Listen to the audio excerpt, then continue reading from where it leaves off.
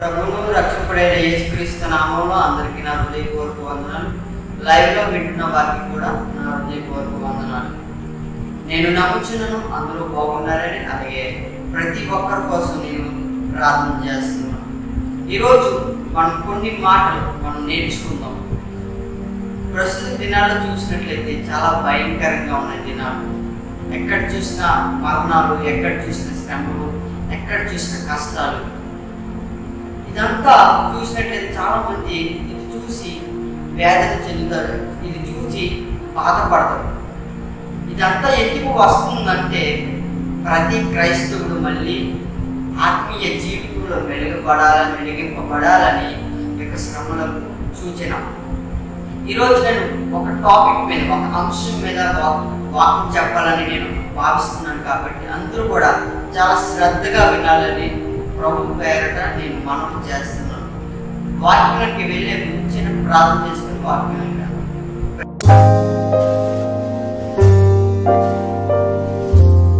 స్తుతి స్తోత్రాలు చెల్లించుకుంటుంది సమయంలో నీకు పరిశుద్ధాత్మ సత్య స్థలంలో కుమ్మరించని ప్రభా, నీకే వందనాలు, నీకే స్తుతి స్తోత్రాలు చెల్లించు. ప్రతి ఒక్కరితో మీరే మాట్లాడండి తండ్రి. నీకే వందనాలు. యేసు నామములో అడిగి వేడుకుంటున్నాం తండ్రి, ఆమేన్. ఈరోజు అంశం ఏంటంటే నువ్వు సహించగలిగితేనే అనే అంశం నేను చెప్తాను. అంటే దీనికి అర్థం ఏమిటంటే నువ్వు శోధనలో నిలబడితే చివరకు నీ యొక్క జీవితంలో ఎటువంటి ఆశీర్వాదాలు, ఎటువంటి విజయాలు పొందుకుంటావు అనే అంశం మీద నేను చెప్తున్నాను. కాబట్టి ప్రతి ఒక్కటి శ్రద్ధగా వెళ్ళాను. వాక్యానికి వెళ్ళే ముందు ఒక వాక్యం నేను చూపించి వాక్యానికి వెళ్తాను. యాకోబు రాసిన పత్రిక 1వ అధ్యాయం 12వ వచనం చూసినట్లయితే, శోధన సహించేవాడు ధన్యుడు, అతడు శోధనకు నిలిచిన వాడే, ప్రభువు తనను ప్రేమించు వారికి వాగ్దానం చేసిన జీవ కిరీటము పొందును. ఇక్కడ యాకోబు రాసిన పత్రిక 1వ అధ్యాయం 12వ వచనంలో ఏమని సెలవిస్తుందంటే, శోధన సహించువాడు ధన్యుడు. ఈరోజు అంశం ఏంటి? శోధన సహించగలిగితేనే.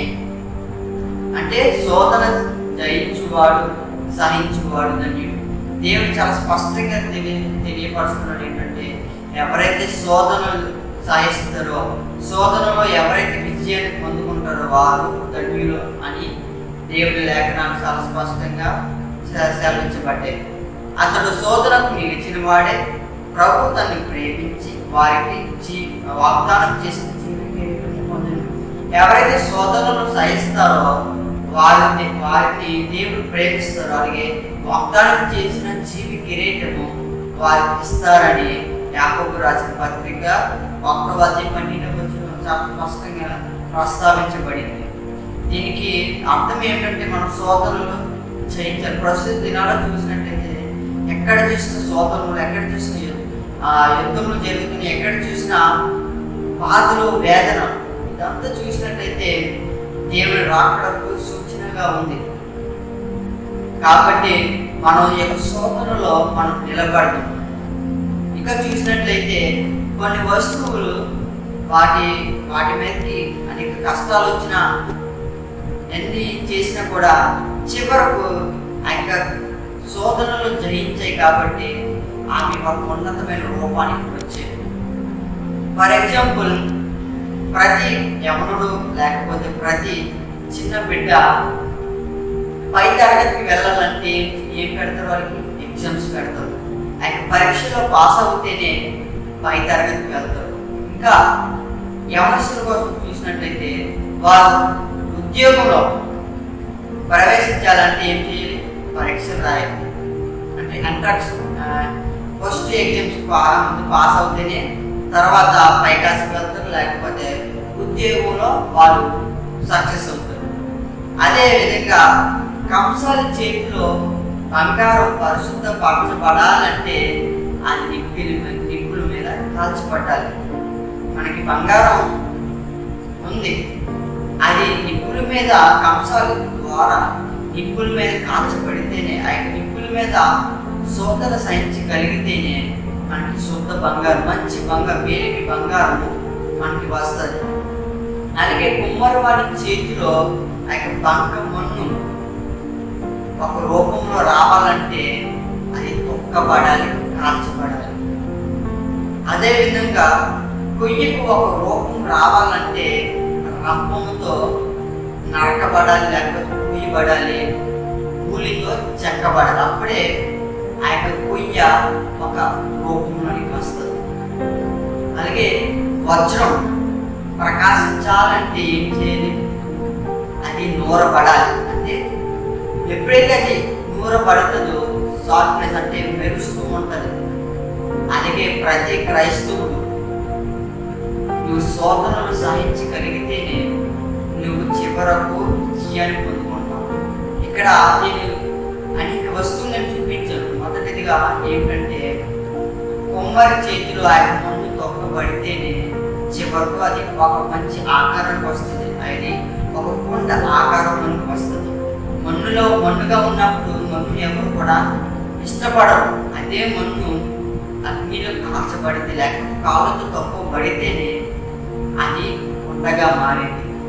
అలాగే ఒక చెక్కను చూసినట్లయితే అది రంపంతో కొయ్యబడితే, కూలితో చెక్కబడితేనే అది ఒక చెక్క బొమ్మగా, ఒక మంచి పాత్రగా మనకు ఉపయోగపడుతుంది. అది ఆయన శోధనకు సహించకుండా, ఆయన కష్టంలో అవి నిలబడకుండా ఉంటే అది చివరకు ఒక మట్టి, అది యొక్క చెక్క బొమ్మగా తీర్చబడదు.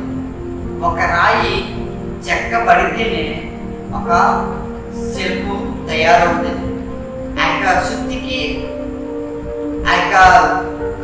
అవి భయపడి నేను శోధనలు నేను సహించలేని, కష్టం నేను భరించలేనని ఆ యొక్క రాయి అనుకుంటే చివరకు శిల్పం రాదు.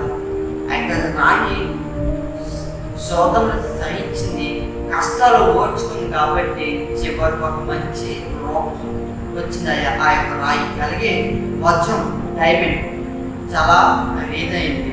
అది నూర ప్రకాశించాలంటే అది ఏం చేయాలి? నూరబడాలి. అప్పుడైతే ఆ యొక్క వజ్రానికి విలువ అనేది వస్తుంది. అలాగే ఇక్కడ శుద్ధి, రంపం, భూమి, నిప్పులు, కొలిమి ఇవన్నీ అత్యంత కఠినంగా కనిపించినప్పటికీ అవి మాత్రమే వస్తువుకు ఒక రూపాన్ని ఇచ్చి వాటి విలువను పెంచుతాయి.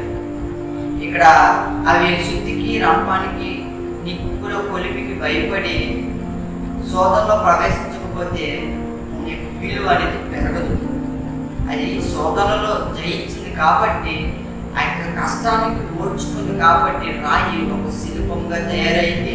ఆ యొక్క మట్టి ఒక అది కొండగా తయారైంది. ఆ యొక్క వజ్రం నూరబడింది కాబట్టి దానికి విలువ అనేది పెరిగింది. అలాగే ఒక చెక్క, ఒక కొయ్య రంపంతో కొయ్యబడింది కాబట్టి, పూలితో చెక్కబడింది కాబట్టి దానికి ఒక విలువ అనేది వచ్చింది. ప్రతి క్రైస్తవుడు నేను ఒకే ఒక మాట చెప్తున్నాను, నీవు శోధనలు వచ్చిందంటే భయపడవు. క్రైస్తవులకి ఎక్కువ శోధనలు వస్తాయి. ఇక ప్రస్తుత దినాల్లో చూసినట్లయితే ఎక్కడ చూసిన శోధన, ఎక్కడ చూసిన వేదనలో ఉన్నావు. ఇటువంటి సందర్భంలో శోధన వచ్చింది అని నువ్వు బాధపడకూడదు. శోధన వచ్చిందంటే శోధన తర్వాత ఒక మంచి అనేది జరుగుతుంది. నువ్వు మంచి కోసమే ఆలోచించాలి కానీ శోధన కోసం ఎప్పుడు కూడా ఆలోచించకూడదు. ఇక్కడ శోధన సహించువాడు ధన్యుడు అని దేవుని లేఖనం చాలా స్పష్టంగా సెలవించబడింది. కాబట్టి శోధన వస్తున్నాయని నువ్వు బాధపడు, శోధన వస్తున్నాయని నువ్వు ఆనందించాలి. ఆత్మీయంగా చూసినట్లయితే మనం సంతోషించాలి. శోధనలను బట్టి ఒక్క మాటలో చెప్పాలంటే అవి సమస్యలకు పరిష్కారం ఇస్తాయి. కాబట్టి మన జీవితంలో మనం ఎదుర్కొంటున్న పరీక్షలే లేదా శోధనలే మనలను మరింత ఉన్నతమైన స్థితికి చేర్చగలవనే సత్యం అర్థం చేసుకొని ఆయనపై ఆధారపడగలిగితే శోధన ఎందును ఆయనలో నిజంగా ఆనందించబడతాం. మనకి జీవితంలో శోధనలు వచ్చాయంటే వాటి మీద ఆధారపడాలి, అది సంతోషించాలి. కానీ శోధనలు చూసి లేకపోతే పరీక్షను చూసి మనం బాధపడకూడదు. శోధనలు వచ్చాయంటే మనకి జీవితాలు మార్చబడుతున్నాయని అర్థం. శోధనల తర్వాత మనకి ఏమవుతుందంటే విజయాలు దేవుడు మనకి ఇస్తాడు. మనం ఎదుర్కొంటున్న పరీక్షలు లేదా శోధనలు అనేక సందర్భంలో భౌతికంగా లేకపోతే శారీరకంగా మానసికంగా మనం కృంగిపోతాం. కానీ ఆత్మీయంగా మాత్రం ఉన్నతమైన స్థితిలోనే మనం ఉంచుతాం. అయితే శోధనలో మనం మెంటల్గా మనం కృంగిపోతాం. కాదు, అలాంటి సందర్భంలో మన యొక్క ఫిజికల్ మనం చూడకూడదు. అలాంటి సందర్భంలో మనం ఏం చూడాలంటే ఆత్మీయ జీవితంలో ఆ యొక్క శోధనలే మనలను ఉన్నతమైన స్థానంలో నిలబెడతాయి, ఉన్నతమైన స్థానంలో మనలను ఉంచుతాయి. కాబట్టి ఈ యొక్క శోధనలు మనం చూసి మనం భయపడకూడదు. ఈ మనలను మన యొక్క శరీరంను పొంగతీయవచ్చు, కానీ మన ఆత్మను బలపరుస్తాయి ఈ యొక్క శోధనలు. ఈ యొక్క కరోనా వైరస్ చూసి చాలా మంది భయపడతారు, కానీ ఈ యొక్క కరోనాను చూసి ప్రతి క్రైస్తవుడు భయపడకూడదు. కరోనాను చూసి మనం ధైర్యంగా ఉండాలి. ఈ యొక్క వైరస్ తర్వాత, ఈ యొక్క శోధన తర్వాత ప్రతి క్రైస్తవుడికి ఒక విజయం ఉంది అని మనం అనుకుంటే ఆ యొక్క విషయాలు మనలను ఆత్మీయంగా మనలను ఉన్నత స్థానంలో మనలను నిలబడతాయి. అలాగే యోబు గ్రంథము 23:10 చూసినట్లయితే, నేను చదువుతున్నది కూడా శ్రద్ధగా వినండి. నేను నడుచు మార్గము ఆయనకు తెలియను, ఆయన నన్ను శోధించిన తర్వాత నేను సువార్తము వలె కనబడుతును. నేను నడుచు మార్గము ఆయనకు తెలియదు. మనం ఎక్కడికి వెళ్తున్నాం, మనం ఏ మార్గం గుండా వెళ్తున్నామో దేవాది దేవుడికి తెలుసు. తర్వాత కింద లైన్ చూసినట్లయితే, ఆయన నన్ను శోధించిన తర్వాత నేను సువార్తము వలె కనబడుతును. అంటే మనకి శోధనలు వచ్చిన తర్వాత, లేకపోతే బాధలు వచ్చిన తర్వాత, లేకపోతే కష్టాలు వచ్చిన తర్వాత మనం ఎలా కనబడతాం? కృంగిన మనిషి వలె కనబడదు. ఎలా అంటే సువర్ణం వలె కనబడదు. అంటే సువర్ణం అంటే అర్థం ఏంటంటే మేలిమి బంగారం. ఆ యొక్క బంగారం ఎలాగైతే విలువ కలిగి ఉన్నదో, అలాగే శోధనల తర్వాత మన యొక్క జీవితాలకు కూడా విలువకరంగా మార్చబడతాయి అని అర్థం. కాబట్టి ఇక్కడ యోబు స్పష్టంగా సెలవిస్తున్నాడు, నాకు అనేక కష్టాలు వచ్చాయి, అనేక శ్రమలు వచ్చాయి, కానీ శ్రమలు నన్ను ఎలా మారుస్తున్నాయి? సువర్ణము వలె మార్చు అని యోబు ధైర్యంగా చెప్తున్నాడు. నిజాయితీగా విధేయత కలిగి ఉన్నాడు కాబట్టి ఆ శోధనలు జయించగలిగాడు. అతను దేవుడి యథార్థంగా నడిచాడు. యోబు గ్రంథం 1:1 చూసినట్లయితే, అతను న్యాయవంతుడును యథార్థవంతుడును చెడుతనము విసర్జించిన వాడే. ఎప్పుడైతే ఎన్ని పాటించాడో, ఆ యొక్క శోధనలు ఎప్పుడైతే జయించగలిగాడో, ఆ యొక్క శోధనలో యథార్థంగా నిలబడ్డాడు కాబట్టి ఆ యొక్క శోధనలో నిలవబడ్డాడు.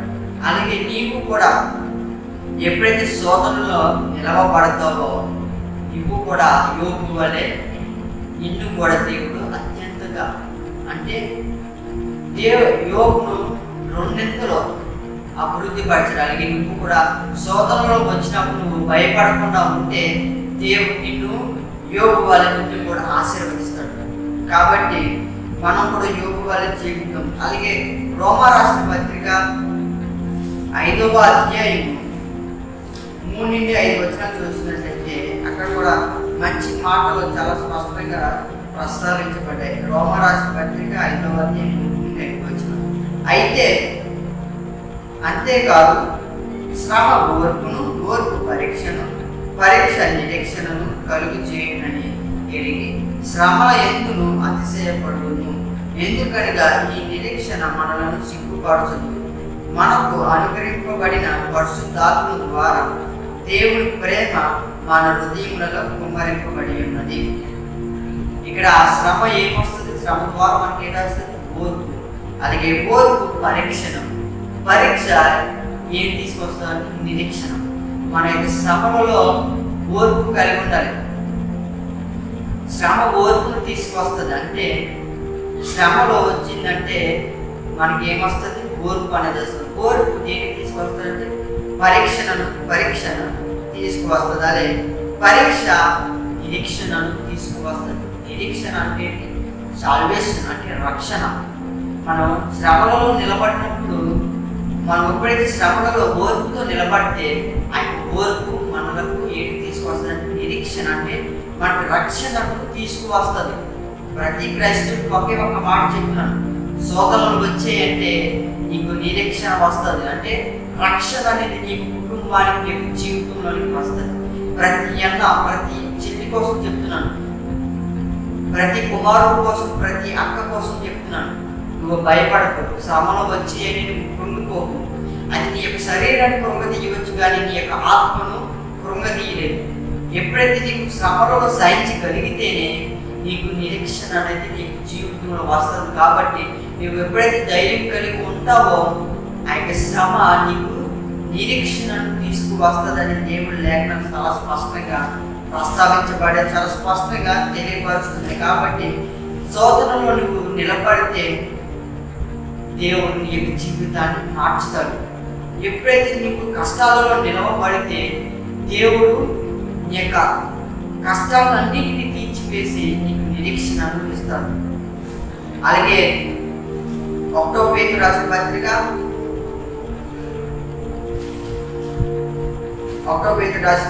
2వ అధ్యాయం 20-21 వచనాలు. తప్పిదం మనకై దెబ్బలు తిన్నప్పుడు మీరు సహించిన ఎడల మీకేమి గణము, మేలు చేసి బాధపడినప్పుడు మీరు సహించిన ఎడల అది దేవునికి హితమగును, ఇందుకు మీరు పిలవబడితిరి. అలాగే 21 వచనం, క్రీస్తు కూడా మీ కొరకు బాధపడి మీరు తన అడుగు జాడల యందు నడుచుకున్నట్లు మీకు మాదిరి ఇచ్చిపోయేను.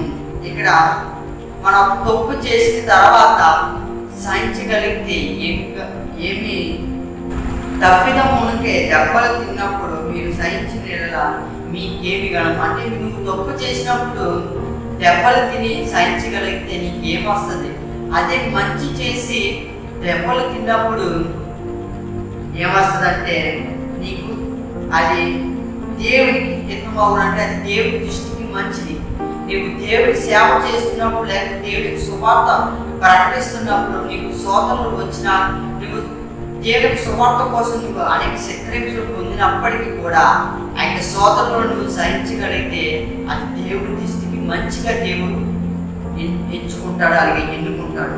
అలాగే 21వ వచనం చూసినట్లయితే క్రీస్తు కూడా మీ కొరకు బాధపడి మీరు తన అడుగు జాడల యందు నడుచుకున్నట్లు మీకు మాదిరి ఇచ్చిపోయాడు. అతను యేసు ప్రభువారు మనకు ఒక మాదిరిగా ఉన్నాడు. అది ఏమిటంటే మన కొరకు బాధపడ్డాడు, మన కొరకు అనేక చిత్రహింసలు పొందాడు. కాబట్టి దేవుని వలె మనం కూడా శోధనలో కూడా నిలవబడాలి. అలాగే యోగు భక్తులు కూడా ఏ తప్పు చెయ్యకపోయినా శ్రమల పాలైనాడు, కానీ ఎంతో ఓర్పుగా ఉండి ఒక్క మాట కూడా దేవుడికి వ్యతిరేకంగా మాట్లాడలేదు, యథార్థంగా నిలబడ్డాడు. కాబట్టి దేవుడు దృష్టిలో యోగును దేవుడు పెంచుకున్నాడు. అలాగే యోసేపు కూడా 13 సంవత్సరాలు చిత్రహింసలు పొందాడు. అయినప్పటికీ కూడా యోసేపు దేవుడికి ఒక మాట అనలేదు. కాబట్టి యోసేపు దేవుని దృష్టికి చాలా బలిష్టమైన చేతి కింద దీనుడుగా నిలిచాడు. కాబట్టి తన విధేయతను దేవుడు చూశాడు, యథార్థతను చూశాడు. కాబట్టి ఆయన యోసేపు ఐగుప్తు దేశానికి ప్రధానమంత్రి అయ్యాడు. ఇక్కడ యోసేపు చూసినట్లయితే దేవుడు బహుగా విస్తారంగా ఆశీర్వదించాడు. ఇదంతా చూసినట్లయితే వాళ్ళు శ్రమలో ఓర్పుగా ఉన్నాడు, యథార్థంగా నిలిచారు. కాబట్టి ఆ శోధనలను జయించారు. కాబట్టి దేవుడు యోసేపుని ఆశీర్వదించాడు. వాళ్ళిద్దరే కాదు, బైబిల్ గ్రంథంలో అనేక మంది శోధనలను సహించారు. కాబట్టి చివరకు వాళ్ళు సుబాహము వలె మార్చబడ్డారు, యోబు వలె, యోసేపు వలె ఆశీర్వదింపబడ్డారు. అలాగే 1 పేతురు రాసిన పత్రిక 4వ అధ్యాయం 15-16 వచనాలు చూసినట్లయితే మీలో ఎవడనూ నమ్మకముడుగా కానీ దొంగగా కానీ దుర్మార్గుడుగా కానీ పరుల జోలికి పోని వాడుగా కానీ బాధ అనుభవింప తగదు. ఎవడైనా క్రైస్తవుడైనందుకు బాధ అనుభవించిన ఎడల అతడు సిగ్గుపడగా ఆ పేరును బట్టి దేవునికి మహిమ పరచబడవలెను.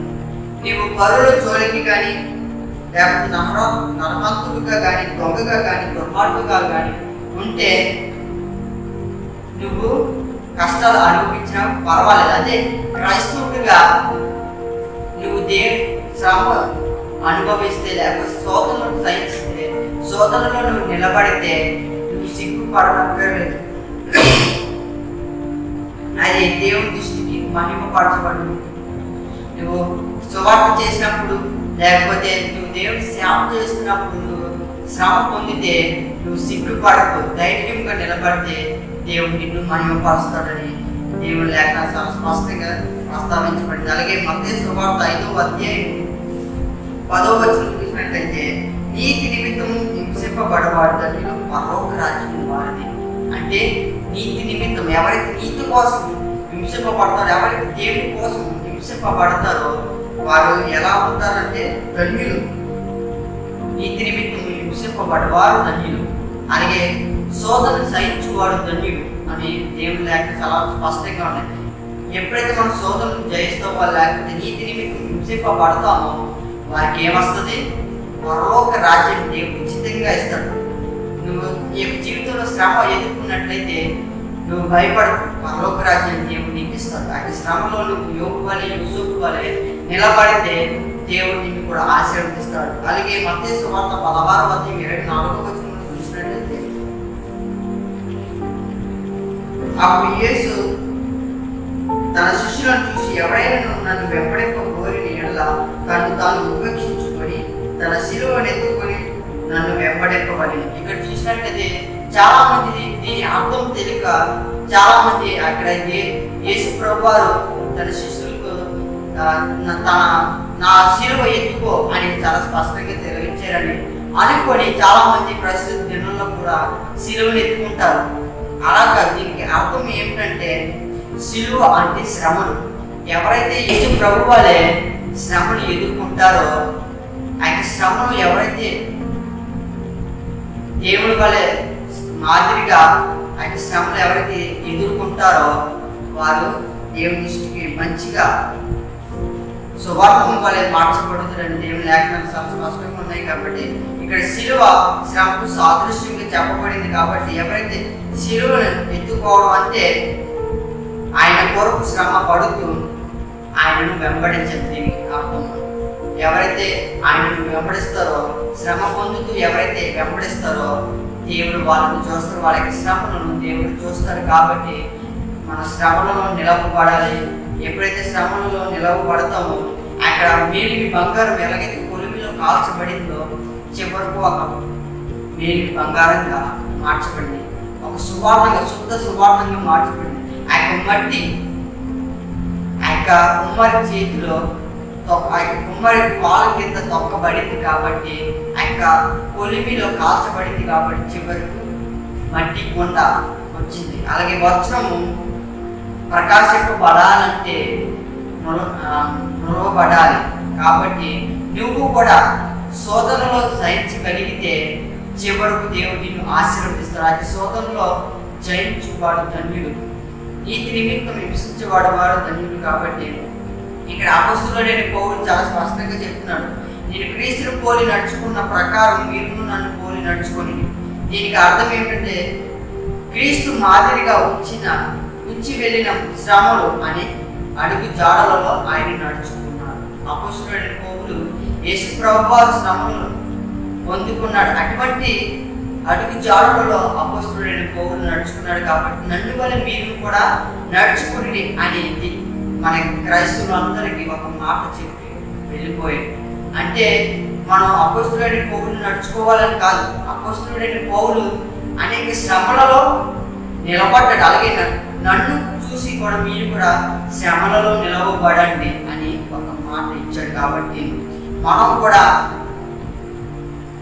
అంతం వరకు సహించగలిగితే నిత్యమైన ఆనందాన్ని అనుభవించగలుగుతాం. కాబట్టి శోధనలు వచ్చాయి, అనేక శ్రమలు వచ్చాయి, నువ్వు బాధపడకూడదు.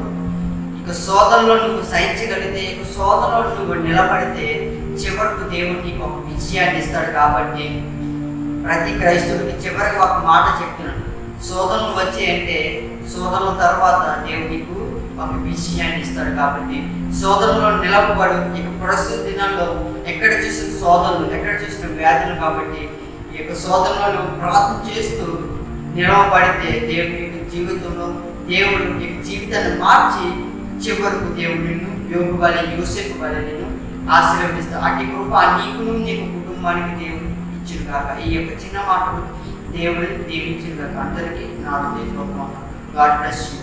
ఆమేన్.